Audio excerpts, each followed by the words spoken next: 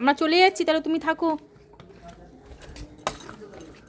Hello everyone, তো কেমন আছেন সবাই? আশা করি সবাই খুব ভালো আছেন, আমিও ভালো আছি। তো ছেলেকে নিয়ে একটু সন্ধ্যাবেলায় বেরিয়ে পড়েছিলাম ঘুরতে, তার সাথে একটু কাজেও বেরিয়েছিলাম, একটু চশমার দোকানে গিয়েছিলাম শাশুড়ি মার চশমাটা নিয়ে আসতে। তো রাস্তায় এই ঘুরঘুরিগুলো দেখে ছেলেটা বললো যে আমি ওগুলো কিনবো কালারফুল, তো সেটাই কিনে দিয়েছিলাম। আর ছোটোবেলাকার স্মৃতি সব মনে করছিলাম যে আমরাও এগুলো কত উড়িয়েছি, মানে নিজেরা বানিয়েওছি এইগুলো নিজের হাতে। তো যাই হোক, খুব গরম ছিল বলে একটু লস্যি খেয়ে নিলাম। তো সেটাই ছেলে দেখছিলাম কি সুন্দর করে খাচ্ছে, একটু একটু করেও কতটা বড় হয়ে যাচ্ছে, নিজের হাতে সবটা খেতেও শিখে যাচ্ছে। তবে ওর এই বয়সটাকে আমরা খুব এনজয়ও করছি। ওকে নিয়ে বেরোনো মানে গাড়িতে করে রাস্তায় ঘুরে বেরোনো, মানে কোথাও দাঁড়ানো যাবে না, ওর গাড়িতে করে ঘুরতে খুব ভালো লাগে। তো যাওয়ার পথেই মন্দিরটাও পড়লো, যেখানে আমি প্রতি শনিবারই প্রায় যাই।